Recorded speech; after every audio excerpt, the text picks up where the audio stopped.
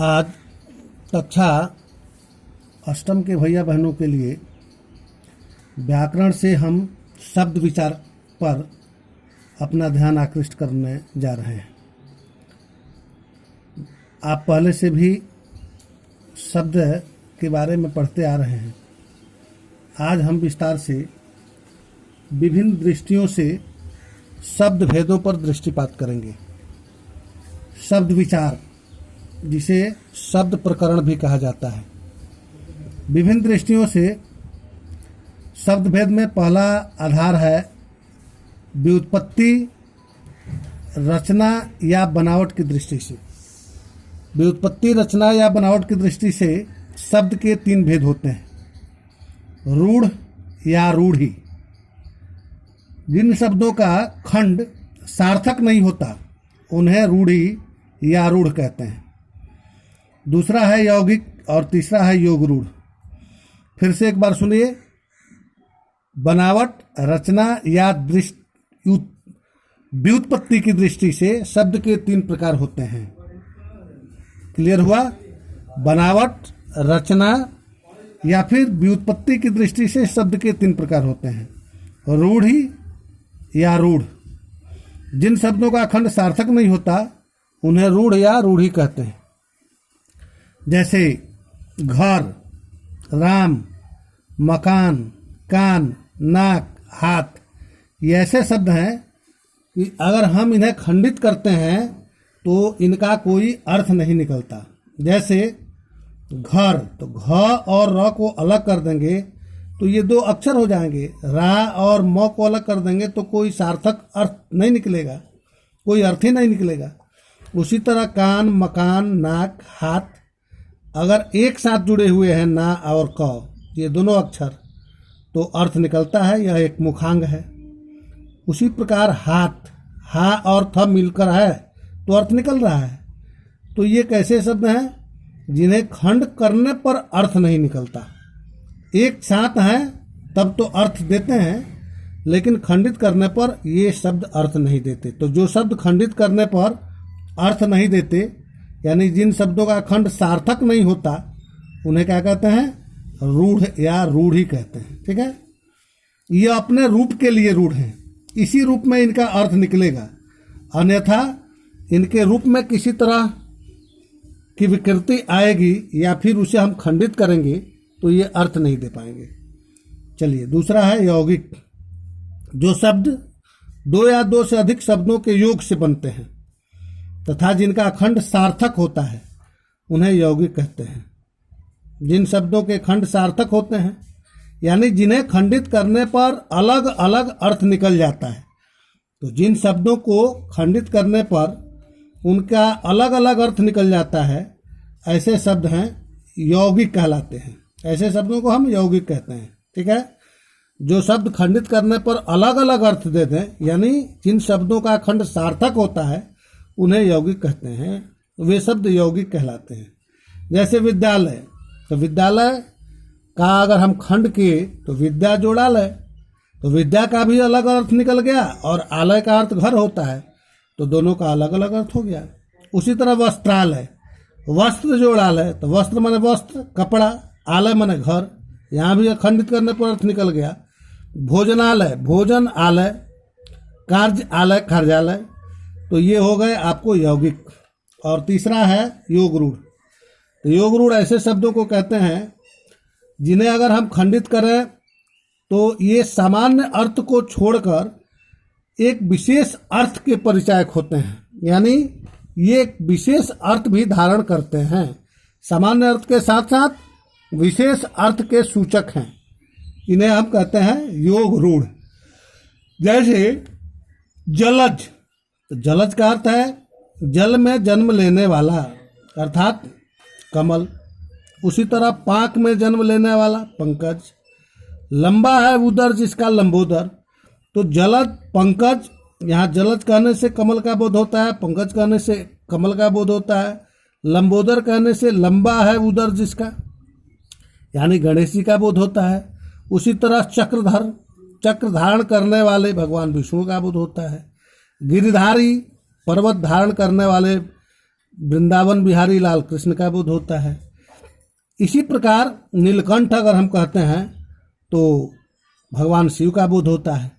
तो अब आप समझ गए होंगे कि जिन शब्दों के खंड अर्थ नहीं देते हैं रूढ़ या रूढ़ी कहलाते हैं, जिनके खंड अलग अलग अर्थ देने में सक्षम होते हैं उन शब्दों को यौगिक कहते हैं, और जिनके खंड एक सामान्य अर्थ के अतिरिक्त विशेष अर्थ भी देते हों, जिन शब्दों के खंड, ऐसे शब्दों को हम योग रूढ़ कहते हैं। तो प्यारे भैया बहनों, आप समझ गए कि रचना, बनावट या व्युत्पत्ति की दृष्टि से शब्द के 3 भेद हो गए। आगे बढ़ते हैं। उद्गम, उत्पत्ति या व्यवहार की दृष्टि से। उद्गम, उत्पत्ति या व्यवहार की दृष्टि से शब्द के 4 भेद होते हैं। तत्सम, तद्भव, देशज, विदेशज।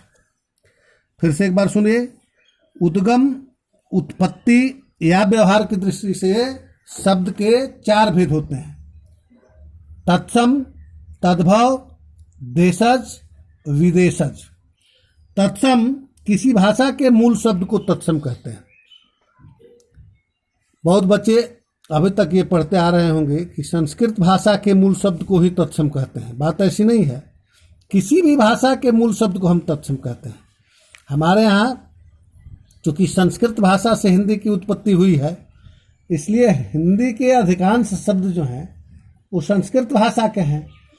इसलिए लोग ये समझ लेते हैं कि संस्कृत भाषा के मूल शब्दों को ही तत्सम कहते हैं। बात ऐसी नहीं है। किसी भी भाषा के मूल शब्द को हम तत्सम कहते हैं, और संस्कृत के मूल शब्दों को हिंदी में तत्सम माना जाता है। तो तत्सम की किसी भाषा के मूल शब्द को कहते हैं। जैसे जगत, पुष्प, पुस्तक, जीवन, यात्रा। अब ये मूल शब्द हैं। अग्नि, पथिक,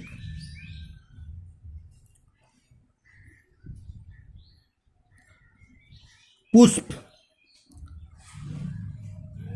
तो यहाँ ये सब के सब तत्सम है। जगत, पुष्प, पुस्तक, जीवन, यात्रा, प्रयोग, पथिक, अग्नि, घोटक, जल, हस्त, कर्ण, चर्म इत्यादि। ये किसी भाषा के मूल शब्द हैं। यानी किस भाषा के मूल शब्द हैं? ये संस्कृत भाषा के शब्द हैं।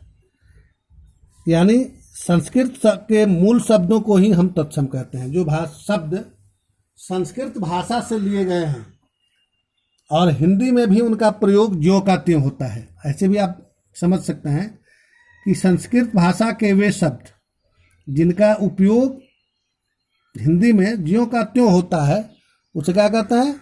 तत्सम।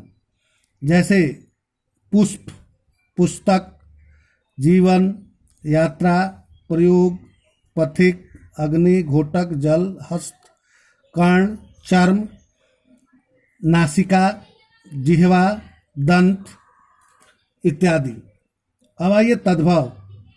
तो तद्भव क्या है? तत्सम के बिगड़े रूप को तद्भव कहते हैं। तत्सम के बिगड़े रूप को हम तद्भव कहते हैं। यहाँ देख रहे हैं, तत्सम के बिगड़े रूप को तद्भव कहते हैं। ये शब्द संस्कृत और प्राकृत से विकृत होकर हिंदी में आए हैं। जैसे जग, ये जगत का विकृत रूप है।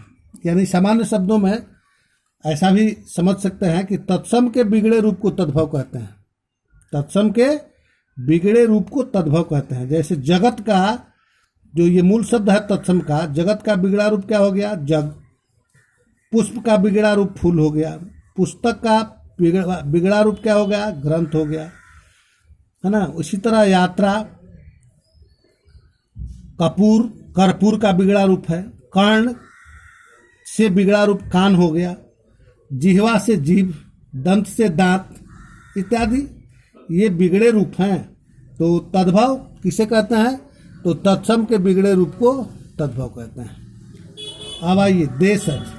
देशज नाम से स्पष्ट है, देश की परिधि में जन्म लेने वाले वैसे शब्द जिन शब्दों की उत्पत्ति का पता नहीं चलता, जो किसी देश की परिधि में ही जन्म लेते हैं, तत्सम देशज कहलाते हैं। देशज, देश में जन्म लेने वाला।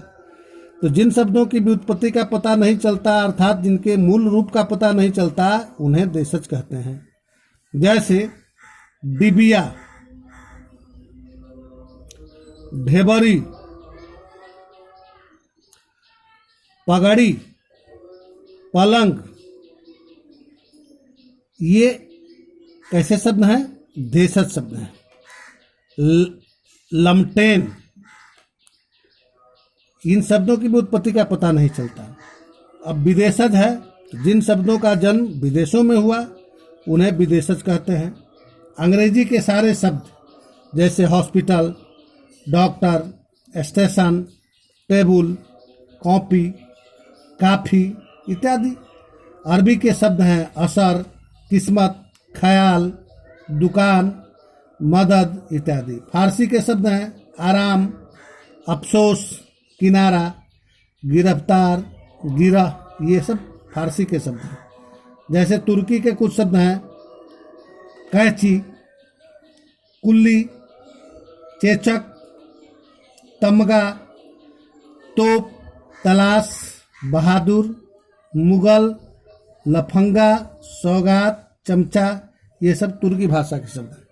इसी प्रकार पुर्तगाली भाषा के शब्द हैं अलकतरा, आलपीन, आलमारी, बाल्टी, किरानी, चाबी, फीता, तंबाकू इत्यादि। ये हो गए विदेशज, यानी विदेशी भाषाओं के शब्दों को विदेशज कहते हैं। अब इसका अंतिम भाग रह गया और वह है कि विकार या रूपांतर की दृष्टि से शब्द के भेद। रूपांतर या विकार, रूपांतर की दृष्टि से कह लीजिए या विकार की दृष्टि से कहिए। तो रूपांतर या विकार की दृष्टि से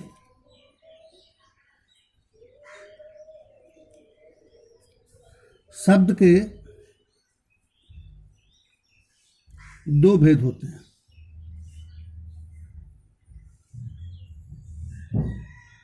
दो भेद होते हैं। ये कौन कौन है? तो विकारी और दूसरा है अविकारी। ठीक है, तो विकारी किसे कहते हैं?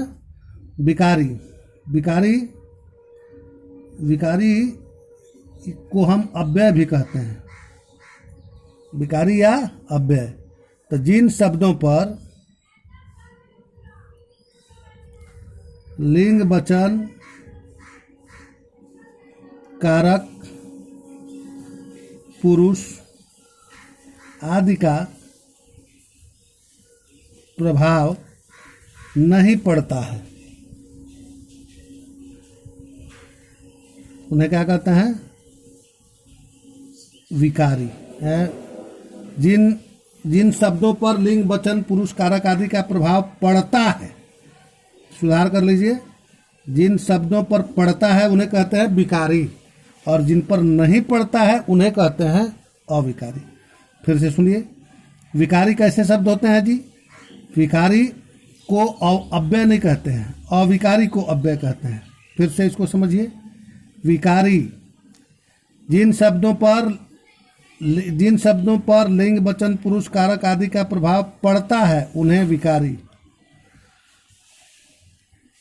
और जिन पर नहीं पड़ता है उन्हें अविकारी या अव्यय कहते हैं। बात समझ में आ गई? जिन शब्दों पर लिंग, वचन, पुरुष, कारक का प्रभाव पड़ता है उन्हें विकारी, और जिन पर नहीं पड़ता उन्हें अविकारी। विकारी के भी चार भेद हो गए। विकारी के चार भेद: एक संज्ञा, दो सर्वनाम, तीन विशेषण, चार क्रिया, और अविकारी जो होते हैं, अविकारी इन्हें हम अव्यय भी कहते हैं। ये वैसे शब्द होते हैं जिन पर, ऐसे लिख सकते हैं, जिन पर लिंग वचन पुरुष कारकादि का प्रभाव नहीं पड़ता है।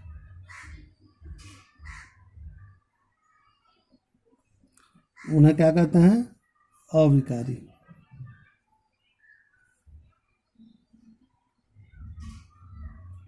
ठीक है। इनके भी 4 भेद हैं, इनके भी 4 भेद होते हैं। एक संबंधवाचक, 2 प्रश्नवाचक, 3 समुच्चयबोधक,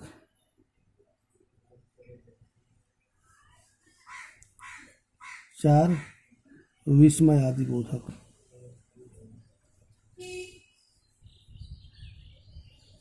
यानी 4 हो गए और इधर 4 हो गए, ये दोनों हो गए 8।